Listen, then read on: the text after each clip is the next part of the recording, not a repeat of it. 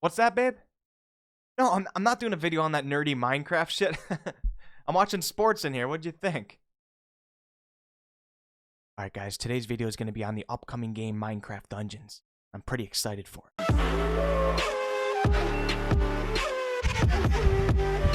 Yo guys, what's going on? We are back, and I'm actually really excited for this upcoming Minecraft Dungeons game, and I've never even played Minecraft before. I'm not a hater on Minecraft, I just really didn't want to get addicted to like rebuilding Middle Earth or some shit like that. If you guys haven't seen the rebuild of Middle Earth, check that out on YouTube. It is actually insane.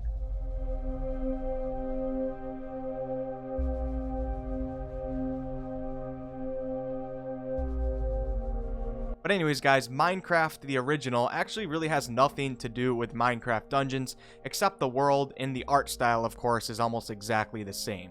This is Minecraft in a new genre, with a new engine, new mechanics, new items, and a new story. Let's get right into it. So first off, what type of game is Minecraft Dungeons? Simply stated, it's an isometric dungeon crawler. For anyone who hasn't played an isometric game before, just think of Diablo. It's an above-head view of your character that has survived and thrived since the birth of video games. When they started coming out with the first good first and third person view games, I was thinking we would never go back to the isometric view, nor would we want to. Little did I know though, I find myself these days starving for more isometric games. I love first and third person games, but there's something classic about a good isometric game that I don't ever not want to be able to play one. The great thing about isometric games is that they are much easier and cheaper to make for companies, so if they are in the hands of a good company who cares about their game, that company will now have more time and resources dedicated to the actual mechanics and substance in the game, and not have to worry as much about the difficulties and expenses of making first and third person viewpoints. On top of that, Minecraft, as we all know, is not a graphically stunning game. In fact, it's kind of the opposite. So now we've got an isometric game that uses extremely low pixelation counts, which means that the devs can put all of their time and money into making the substance of the game, overspending all of their time modeling and animating insanely complex 3D forms that many other games have to do.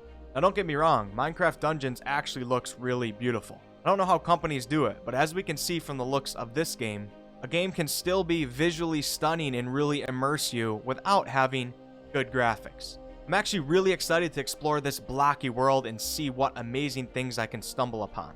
So Minecraft Dungeons is a dungeons crawler, a game where you fight through dungeons to get loot and then move on to the next dungeon.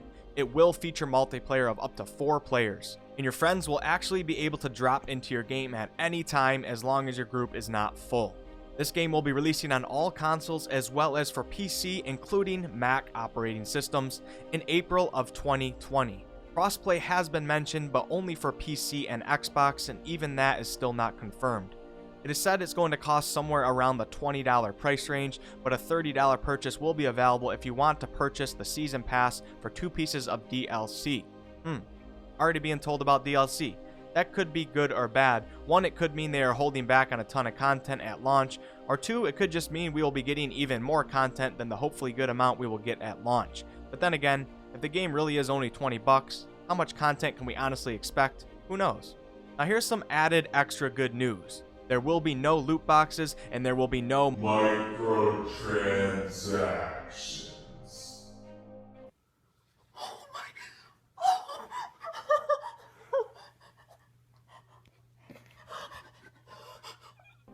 Thank God, man. Loot boxes and microtransactions can absolutely ruin a game, especially a dungeon crawler type game where the whole point of the game is to work for your loot, not pay for it. So it's great to hear this. Minecraft Dungeons is being developed by Mojang, I think I'm saying that right, a Swedish game developer, and it's being published by Xbox Game Studios. I'm actually surprised that they're letting PlayStation play this game. This game was partly inspired by Diablo 3 and will have a heavy emphasis on loot and combat. You will be exploring a bunch of different levels of maps above and below ground, and you will be destroying mobs and bosses along the way. There will also be puzzles, but they are not being advertised as difficult puzzles, let's just say. Hopefully there is some challenge to them though, for an easy puzzle is basically not a puzzle at all.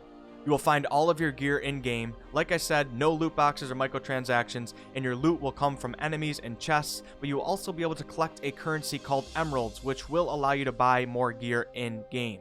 There will be no mining or building in this game, at least at launch. It's a pure dungeon crawler.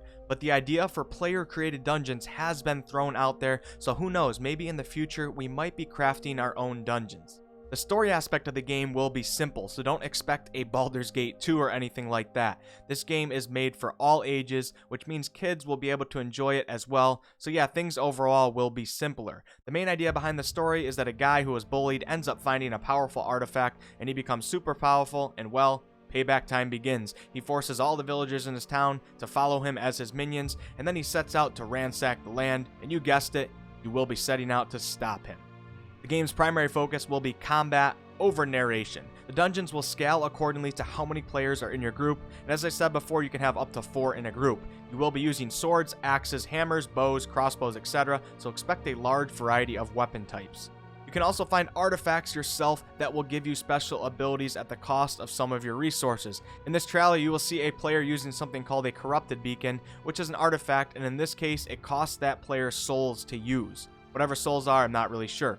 More specifically, there will be 20 melee weapons, 20 ranged weapons, and 20 artifacts. All of these weapons and items can be customized via enchantments. For example, one enchantment might add chain lightning to an attack, or maybe an enchantment gives you double the damage when using an artifact. Enchantments will be randomized drops, and to make them more powerful, you will have to invest experience points into them. As far as player classes go, they will not exist in the classic manner. You will build your own class depending on what gear you wear, what weapons you use, and what enchantments you have on your gear. It has been said that you will be able to change your build on the go, swapping items at any time. Now, armor plays a huge effect in how your playstyle for this game will be. For armor will affect your movement speed as well as, of course, the damage that you can take. So naturally, heavy armor will go better with big, heavy weapons, and light armor will overall do better with lighter weapons like bows and crossbows, etc.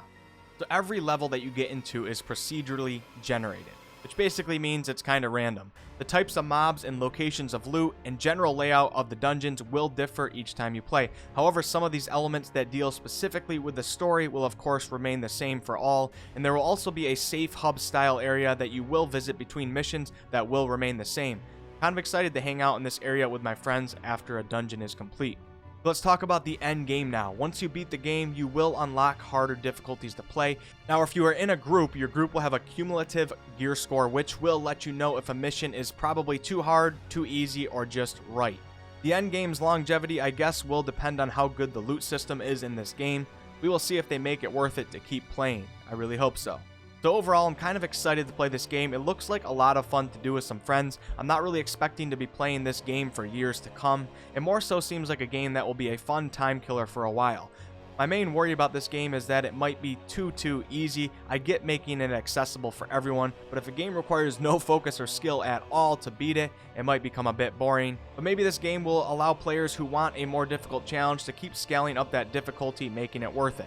Yeah, it looks fun, guys. The world looks cool, the combat looks enjoyable, and I'm kind of hyped for it in April. Hopefully it doesn't release the same week as Cyberpunk though. That's it for today's video, guys. I really appreciate all the support on this channel I've been getting lately.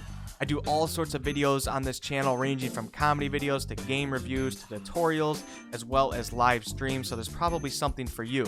So hit that sub button and be on the lookout for future videos. A lot of games for us to get hyped about, guys. I'll see you on the next one. I'm about to kill it, gotta be the kid, I gotta be the villain. I be on the radar, now I gotta do it. I'm a warrior, I'm coming with the truth. So shit, yeah, that's how we march. Back in the game when I kill it with the bars. Everybody really wanna get a piece now, but I will tear y'all apart.